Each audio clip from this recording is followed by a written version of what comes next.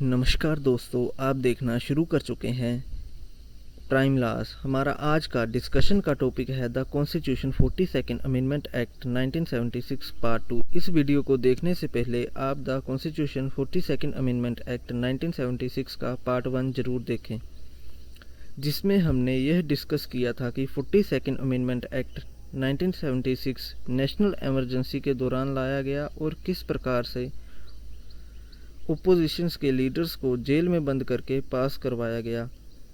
इसके साथ साथ ही हमने पार्ट 1 में यह भी डिस्कस किया था कि 42nd अमेंडमेंट एक्ट द्वारा प्रीएम्बल में क्या क्या चेंजेस किए गए, directive principle of state policies में क्या क्या इंसर्ट किया गया, किस तरह से फंडामेंटल ड्यूटीज़ को ऐड किया गया तथा पार्लियामेंट्री रिलेटेड प्रोविजंस में क्या क्या चेंजेस किए गए। आज हम डिस्कस करेंगे कि 42nd अमेंडमेंट में जुडिशियल रिव्यू की पावर को किस प्रकार से कर्टेल करने की कोशिश की गई, पार्ट 14A को इंसर्ट करके कॉन्स्टिट्यूशन में क्या पॉजिटिव चेंजेस किए गए, एमरजेंसी रिलेटेड आर्टिकल्स में अमेंडमेंट करके किस तरह से लेजिस्लेचर की पावर को बढ़ाया गया तथा शेड्यूल क्या क्या चेंजेस किए गए। हमारा फर्स्ट पॉइंट है जुडिशियल रिव्यू। जैसा कि हम जानते हैं कि भारत में कॉन्स्टिट्यूशन सुप्रीम है। जुडिशियल रिव्यू के अंतर्गत हायर जुडिशरी किसी भी लेजिस्लेटिव और एग्जीक्यूटिव एक्ट की कॉन्स्टिट्यूशनल वैलिडिटी चेक करती है। जुडिशियल रिव्यू की पावर आर्टिकल 226 और 227 में हाई कोर्ट को तथा आर्टिकल 32 और 136 में सुप्रीम कोर्ट को दी गई है। 42nd अमेंडमेंट द्वारा जुडिशियल रिव्यू की पावर को कर्टेल करने की कोशिश की गई। आर्टिकल 31C में यह कहा गया कि यदि कोई लॉ पार्ट 4 को सिक्योर करने के लिए बनाया जाता है तो चाहे वह लॉ आर्टिकल 14 और आर्टिकल 19 द्वारा दिए गए राइट्स को कम ही क्यों न करता हो, तो भी वह लॉ वॉइड डिक्लेयर नहीं किया जा सकता। मीन्स अगर स्टेट पार्ट 4 के अंतर्गत कोई लॉ बनाती है और वह लॉ आर्टिकल 14 और आर्टिकल 19 के इनकंसिस्टेंट है, तो भी वह लॉ वॉइड डिक्लेयर नहीं किया जाएगा। यहाँ पर सीधे सीधे डायरेक्टिव प्रिंसिपल्स को फंडामेंटल राइट से ज़्यादा प्रायोरिटी देने की कोशिश की गई। एक नया आर्टिकल 32A जोड़ा गया, जिसमें यह कहा गया कि सुप्रीम कोर्ट आर्टिकल 32 के अंतर्गत किसी भी स्टेट लॉ की कॉन्स्टिट्यूशनल वैलिडिटी को चेक नहीं करेगा। इससे पहले यदि कोई स्टेट लॉ किसी व्यक्ति का कोई फंडामेंटल राइट वायोलेट करता था तो वह व्यक्ति डायरेक्ट सुप्रीम कोर्ट में आर्टिकल 32 के अंतर्गत पिटीशन फाइल कर सकता था, परंतु यहाँ पर सुप्रीम कोर्ट को आर्टिकल 32 द्वारा दी गई पावर को लिमिटेड करने की कोशिश की गई। इसी प्रकार की सिमिलर रिस्ट्रिक्शन हाई कोर्ट की पावर पर भी आर्टिकल 226 द्वारा लगाई गई, परंतु 43rd अमेंडमेंट एक्ट 1977 द्वारा आर्टिकल 32A और आर्टिकल 226A को रिपील कर दिया गया। उसके बाद आर्टिकल 144A को इंसर्ट किया गया, जिसमें यह प्रावधान था कि किसी भी स्टेट लॉ और सेंट्रल लॉ की कॉन्स्टिट्यूशनल वैलिडिटी को चेक करने के लिए कम से कम 7 जजेस बेंच कॉन्स्टिट्यूट की जाएगी। यह आर्टिकल भी 43rd अमेंडमेंट एक्ट द्वारा रिपील कर दिया गया। उसके बाद आर्टिकल 368 को अमेंड किया गया, जिसमें यह जोड़ा गया कि कोई भी कोर्ट किसी भी ग्राउंड पर किसी भी कॉन्स्टिट्यूशनल अमेंडमेंट पर क्वेश्चन नहीं करेगा। इसका मतलब यह हुआ कि जुडिशरी किसी भी कॉन्स्टिट्यूशनल अमेंडमेंट की कॉन्स्टिट्यूशनल वैलिडिटी को रिव्यू नहीं करेगी। मीन्स अब पार्लियामेंट जो चाहे वह बदलाव कर सकती है, कोई उसको रोक नहीं सकता। परंतु सुप्रीम कोर्ट ने इसको सुधारते हुए Minerva mill limited and other versus union of India and others 1980 में section 55 of the constitutional amendment act 1976 को इनवैलिड डिक्लेयर कर दिया, जिसके अंतर्गत यह प्रावधान डाला गया था। हमारा फर्स्ट पॉइंट है tribunals, part 14A। 42nd amendment द्वारा कॉन्स्टिट्यूशन में पार्ट 14A आर्टिकल 323A और आर्टिकल 323B को ऐड किया गया। आर्टिकल 323A में एडमिनिस्ट्रेटिव ट्रिब्यूनल्स के रिगार्डिंग प्रोविजंस हैं तथा आर्टिकल 323B में अदर ट्रिब्यूनल्स के रिगार्डिंग प्रोविजंस हैं।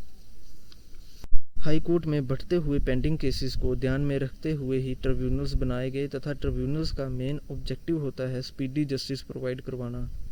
ट्रिब्यूनल्स का गठन स्पेशल लॉ द्वारा किया जाता है तथा ट्रिब्यूनल के पास स्पेशल जुरिस्डिक्शन होती है किसी स्पेशल मैटर को एडजुडिकेट करने के लिए।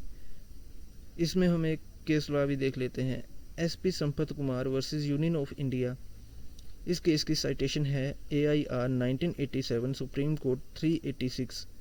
इस केस में निर्णय देते हुए सुप्रीम कोर्ट ने यह कहा था कि ट्रिब्यूनल का गठन हाई कोर्ट के सब्स्टिट्यूट के रूप में किया गया है, इसलिए ट्रिब्यूनल में सभी अपॉइंटमेंट्स एक हाई पावर कमेटी जिसके चेयरमैन सुप्रीम कोर्ट के सिटिंग जज हों के द्वारा ही की जानी चाहिए। प्रेजेंटली भारत में बहुत सारे ट्रिब्यूनल्स वर्क कर रहे हैं, जैसे कि central administrative tribunal, national company law tribunal, national green tribunal, armed forces tribunal, income tax appellate tribunal. हमारा नेक्स्ट है एमरजेंसी प्रोविजंस पार्ट 18 आर्टिकल 352 से 360 तक दिए गए हैं। एमरजेंसी प्रोविजंस में यह बदलाव किया गया कि आर्टिकल 352 के अंतर्गत प्रेसिडेंट देश के किसी भी पार्ट में नेशनल इमरजेंसी घोषित कर सकते हैं। इससे पहले नेशनल इमरजेंसी आर्टिकल 352 के अंतर्गत एक साथ पूरे देश में प्रोक्लेम की जा सकती थी, परंतु अब यह किसी पर्टिकुलर पार्ट में भी प्रोक्लेम की जा सकती है। आर्टिकल 352 को प्रभावशाली रूप से लागू करने के लिए कुछ अमेंडमेंट्स आर्टिकल 353, 358 और 359 में भी की गई। इसके बाद आर्टिकल 356 स्टेट इमरजेंसी के पीरियड को 6 मंथ से बढ़ाकर 1 ईयर कर दिया। इससे पहले आर्टिकल 356 में जब स्टेट इमरजेंसी प्रोक्लेम की जाती थी तो वह अप्रूव होने के बाद 6 मंथ तक ऑपरेशन में रहती थी तथा फिर से 6 मंथ के लिए कंटिन्यू की जा सकती थी, परंतु अब इस 6 मंथ के टाइम पीरियड को बढ़ाकर 1 ईयर कर दिया गया। यहाँ पर यह बात ध्यान देने वाली है कि 44th अमेंडमेंट एक्ट 1978 में फिर से इस टाइम ड्यूरेशन को 6 मंथ कर दिया गया। हमारा नेक्स्ट पॉइंट है 7th शेड्यूल। 7th शेड्यूल में अमेंडमेंट करके 5 सब्जेक्ट को स्टेट लिस्ट से ट्रांसफ़र करके कॉन्करेंट लिस्ट में डाल दिया गया। 7th शेड्यूल में 3 तरह की लिस्ट प्रोवाइड की गई हैं, union list, state list, concurrent list. 7th schedule से रिलेटेड प्रोविजंस आर्टिकल 246 में दिए गए हैं। आर्टिकल 246 में बताया गया है कि यूनियन लिस्ट में दिए गए सब्जेक्ट मैटर के लिए पार्लियामेंट लॉ बनाएगी, स्टेट लिस्ट में दिए गए सब्जेक्ट मैटर के लिए स्टेट लेजिस्लेचर लॉ बनाएगी तथा कॉन्करेंट लिस्ट में दिए गए सब्जेक्ट मैटर के लिए पार्लियामेंट और स्टेट लेजिस्लेचर दोनों लॉ बनाएंगे। द्वारा 5 subject administration of justice, forest, protection of wild animal and birds, education and weight and measures को ट्रांसफ़र करके कंकरेंट लिस्ट में डाला गया तथा एक नया subject pollution control and family planning इस लिस्ट में इंसर्ट किया गया। दोस्तों, अब हम इस 42nd अमेंडमेंट एक्ट के दोनों पार्ट्स को एक बार रिकैप कर लेते हैं।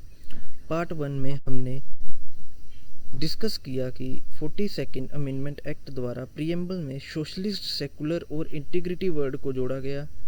डायरेक्टिव प्रिंसिपल्स में 4 न्यू प्रिंसिपल्स ऐड किए गए।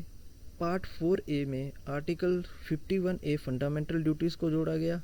पार्लियामेंट की पावर को आर्टिकल 74(1) द्वारा बढ़ाया गया।